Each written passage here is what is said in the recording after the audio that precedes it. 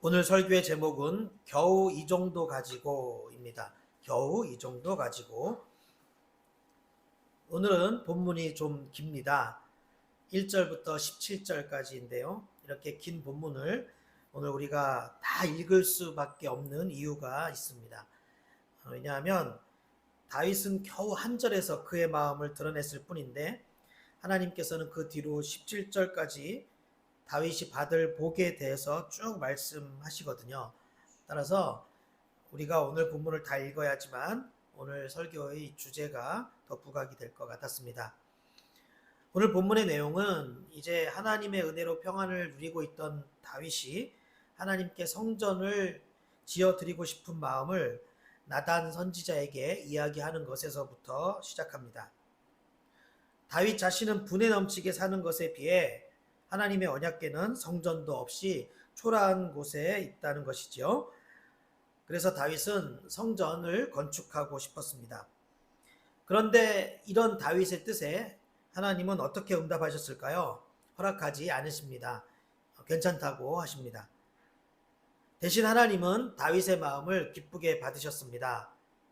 고마워. 그런데 그냥 마음만 받을게. 이제 이런 말 있죠? 하나님도 지금 그렇게 하신 것입니다. 그리고는 하나님께서 오히려 다윗에게 여러 가지 약속을 하시는 것을 보게 됩니다. 우리 큐티책에도 보면 하나님께서 하신 그 약속들을 세 가지로 잘 정리하고 있는데요. 첫째, 다윗을 왕으로 삼으시고 적들을 물리쳐 주신 것처럼 앞으로도 다윗을 계속 위대하게 만들어 주겠다고 하십니다. 둘째, 너를 위하여 집을 짓고, 하나님이 오히려 이렇게 말씀하세요. 다윗 왕조를 영원히 세워주겠다고 하십니다.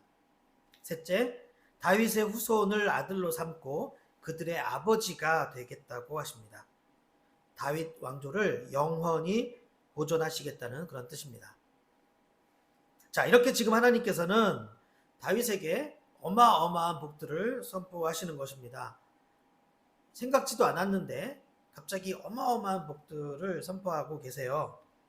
다윗이 그저 성전을 짓겠다고 말한 것뿐인데 그 결과는 이렇게나 엄청나다는 것이죠. 따라서 우리는 오늘 본문을 통해 우리 하나님이 어떤 분이신가를 확실히 알 필요가 있습니다. 우리 하나님 어떤 분이실까요? 하나님은 이렇게 우리의 작은 믿음, 작은 행위를 보시고도 그 믿음과 행위가 하나님 마음에 합하다면 그것을 너무나도 기뻐하신다는 것입니다. 그리고 그 작은 고백과 몸짓을 이유로 엄청난 복을 부어주신다는 것입니다. 이런 분이 바로 우리 하나님이시라는 것이죠. 그러니까 이렇게 생각하시면 좀 더 이해가 빠를 것 같은데요. 만약 내가 너무나도 사랑하는 사람이 있다면, 그래서 그 사람에게 정말 많은 것을 해주고 싶다면 뭔가 구실을 찾아서 그것을 핑계로 선물을 하지 않겠습니까? 하나님도 마찬가지라는 것이죠. 그런데 우리 하나님의 사랑은 그 크기가 너무나도 크니까 우리와는 스케일에서 엄청 차이가 나는 것입니다. 그래서 오늘 본문은 이런 하나님의 일하심에 대해서 잘 보여주시는 말씀이라고 할 수 있습니다. 자, 그렇다면 하나님은 우리의 어떤 믿음과 어떤 고백을 그렇게나 기뻐하실까요? 뭐 아무 생각이나 기뻐하시는 것은 아니지 않겠습니까? 이에 대한 답도 오늘 본문에 다 들어 있습니다. 다윗이 뭐라고 했습니까? 성전을 짓겠다고 했습니다. 그러니까 다윗의 지금 고백은 어떤 사적인 욕망이나 특정한 다른 대상을 위한 소망이 아니라 하나님 나라와 하나님의 뜻에 초점이 맞추어져 있었다는 것입니다. 그리고 하나님은 그렇게 하나님 나라와 하나님 뜻을 추구하고자 하는 다윗의 마음을 너무나도 기쁘게 받으셨다는 것이죠. 그래서 저는 오늘 본문을 묵상하면서 이런 성경 구절이 생각났습니다. 마태복음 6장 33절이죠. 그런즉 너희는 먼저 그의 나라와 그의 의를 구하라. 그리하면 이 모든 것을 너희에게 더하시리라. 이제 이 구절을 이렇게도 해석할 수 있지 않겠습니까? 나는 그저 주님 나라와 주님의 뜻에 좀 관심을 가지고 구했을 뿐인데 주님께서는 내게 필요한 모든 것을 나에게 주시겠다는 뜻이죠. 되로 주고 말로 받는 경우입니다. 물론 이 속담은 안 좋을 때 쓰이는 말이지만 어찌되었건 내가 하나님께 드리는 것은 아주 작지만 그에 비해 하나님이 나에게 주시는 것은 정말 비교가 안 될 만큼 엄청나게 크다는 것입니다. 저는 또 오늘 본문을 묵상하면서 저의 경험도 생각이 났습니다. 물론 제 경험은 계시된 말씀인 성경은 아니니까 여러분들이 그냥 참고만 하시면 되겠는데요. 제가 이제 오래전에 3년 정도 사역 현장을 떠나서 세상 일에 빠져 있을 때 하나님께서 제가 다시 사역 현장으로 돌아올 것을 계속 말씀하시고 그렇게 요구하신 때가 있었습니다. 그런데도 계속 제가 버티니까 하나님께서 이렇게까지 말씀하시더라고요. 네가 사역만 하면 물질 문제도 다 해결해 줄 것이고 결혼도 시켜줄 것이고 너의 생활 다 책임져 줄 것이다. 저는 그래서 그때 깨달았습니다. 아, 하나님은 우리가 주의 일에 집중하는 것을 이렇게도 기뻐하시는구나. 또 한 번은 이제 목회를 위해 기도하다가 이제 목회 기간 중에 어느 날 받은 응답이 있었는데요. 제가 이제 그날 정말 깊은 기도에 들어갈 때가 있었어요. 그런 경우가 자주 없는 게 유감이긴 하지만 아무튼 하나님과 대화하듯이 기도할 때가 있었는데요. 기도 중에 이제 야, 네가 또 원하는 게 뭐 있니? 너 원하는 거 뭐 있어? 한번 다 말해봐. 이렇게 물으시더라고요. 그래서 저는 그냥 소박하게 저는 뭐 바라는 게 없습니다. 별로 없습니다. 그저 지금 있는 우리 보듬이들 이단이나 어떤 외부의 세력으로부터 지켜주세요. 그렇게 해주시면 됩니다. 전 그것 말고 바라는 게 없습니다. 근데 그 당시는 그게 이제 크게 느껴졌나 봐요. 제가 그렇게 말했어요. 그랬더니 바로 그러시더라고요. 착하고 충성된 종아, 네가 작은 일에 충성했으니 내가 큰 것으로 갚아주겠다.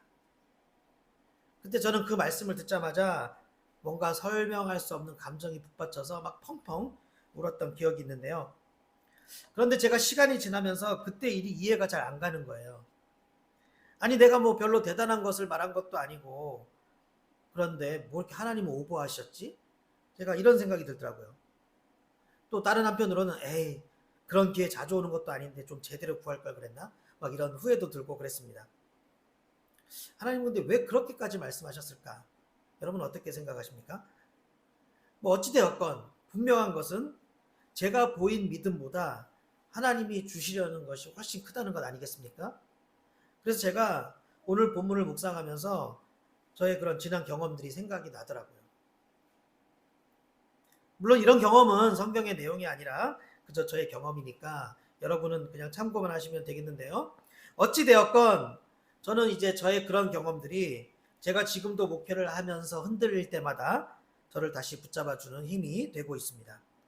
아무래도 목회 현실을 보면서 좌절할 때도 많고 또 인간적인 생각이 지배할 때도 많고 뭐 이렇게 하느니 차라리 안 하는 게 낫지 않을까 뭐 이런 생각이 들 때가 있는데요. 그럴 때마다 저의 그 체험들이 다시 저를 정신 차리게 해주고 붙잡아 주는 것이죠. 그래서 하나님의 관점으로 생각해 보게 되고 다시 하나님의 마음으로 생각해 보면 정답이 나오더라고요. 그리고 내가 볼 때는 별거 아니지만 참 내가 볼 때 별로 한 것도 없는데 정말 이거 아무것도 아닌데 우리 하나님이 보실 때에는 나의 그런 작은 헌신에도 그것을 그냥 넘어가지 않으시고 하나님이 보실 때는 그것을 결코 작지 않게 보신다는 것을 다시 한번 깨닫게 되는 것 같습니다. 성경에서도 그 우리의 작은 헌신이 큰 복으로 또 그것이 자손 대대로 이어지는 복으로 돌아오는 경우를 오늘 본문 말고도 많이 볼 수 있게 되는데요. 십자가 사건에서도 그렇지 않습니까? 예수님이 십자가를 지고 골고다 언덕길에 오르실 때 그때 예수님이 지고 가시던 십자가를 잠깐 짊어지고 도움을 주었던 뭐 구레네 사람 시몬이라든지 또 예수님의 무덤을 마련한 아리마대 사람 요셉이 바로 그런 케이스이죠. 그들은 정말 그 작은 역할, 뭐 그 사람들이 하기에 그렇게 엄청나게 힘든 것도 아닌 그런 역할을 감당함으로써 그들 자신도 또한 그 자손 대대로 복을 받았음을 성경은 잘 보여주고 있습니다. 따라서 우리는 오늘 주신 말씀을 통해 하나님이 어떤 분이신가를 깨닫는 동시에 우리 자신의 모습도 돌아볼 수 있어야 하는데요. 혹시 아무리 노력을 해도 가정 상황이나 직장 상황이나 또는 내가 하는 일들이 잘 안 풀리고 꼬이는 상황에 그런 상황이 있습니까? 그렇다면 오늘의 말씀에 비추어서 새로운 인사이트를 얻는 것도 좋은 방법일 수 있습니다. 나는 지금 주님의 관점에 맞추어 살고 있을까? 혹시 내 관심이 너무 다른 것을 향해 있지는 않을까? 이런 것들을 돌아볼 필요가 있다는 것이죠. 그래서 그런 것들이 해결함을 받고 해답을 얻으면 이제 막혔던 모든 문들이 열리는 그런 역사가 있다는 거예요. 또한 오늘 본문을 통해 우리는 자신의 관심사가 어떤 부분에 더 많이 치우쳐 있는지 점검해 볼 필요가 있습니다. 그래서 나의 사적인 영역에만 지금 생각이 매몰되어 있는 것은 아닌지 이런 것을 돌아볼 수 있어야 되는데요. 지금 하나님의 뜻은 무엇일까? 지금 내가 하나님 나라 확장에 어떤 역할을 감당하고 있을까? 지금 우리 교회는 뭐 어려운 점이나 불편한 것은 없을까? 지금 우리 교회 환경이나 재정 상황은 괜찮을까?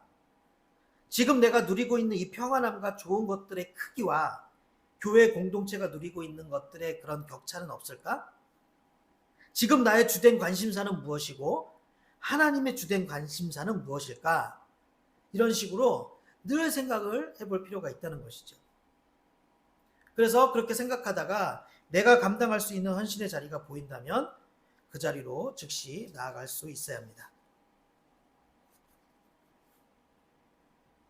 오늘 주신 말씀에서 깨닫게 되는 것처럼 헌신에 따르는 복은 어마어마합니다. 그런데 그 헌신이라는 것이 우리의 생각보다 별것 아닌데도 그렇다는 것이죠. 내가 드리는 헌신의 사이즈보다 주님이 주시는 복의 사이즈가 너무 크다는 것이에요. 그 이유가 무엇일까요? 하나님은 우리의 중심을 보시기 때문입니다. 나는 사람처럼 외모를 보지 않고 중심을 본다. 이렇게 말씀하셨죠? 거기서 중심이 뭘까요? 이 중심이라는 것은 우리의 주된 관심사를 의미하는 것입니다.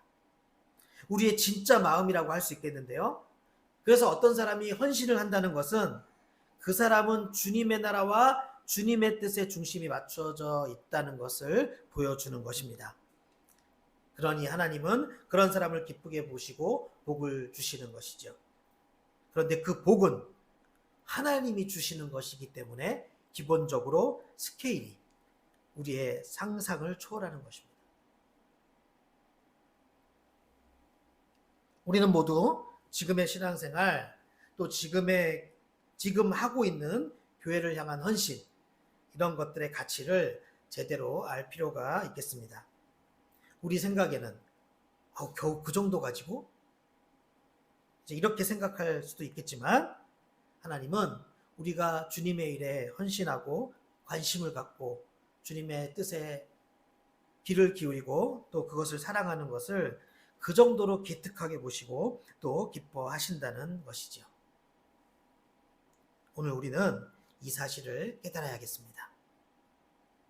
다윗이 받은 이 수많은 복, 다윗이 약속받은 이 수많은 말씀들을 통해서 우리가 그것을 깨달아야 된다는 것입니다. 그리고 깨달은 사실을 내 것으로 만들 수 있어야 되겠습니다. 관심을 돌리십시오. 그래서 헌신의 삶을 살아가십시오. 그러면 위대한 인생이 될 것입니다. 또한 그 위대한 인생을 나뿐 아니라 우리의 자녀들까지 누리게 될 것입니다. 이런 역사가 일어나는 우리 보듬교회가 될 수 있기를 예수님의 이름으로 축원합니다.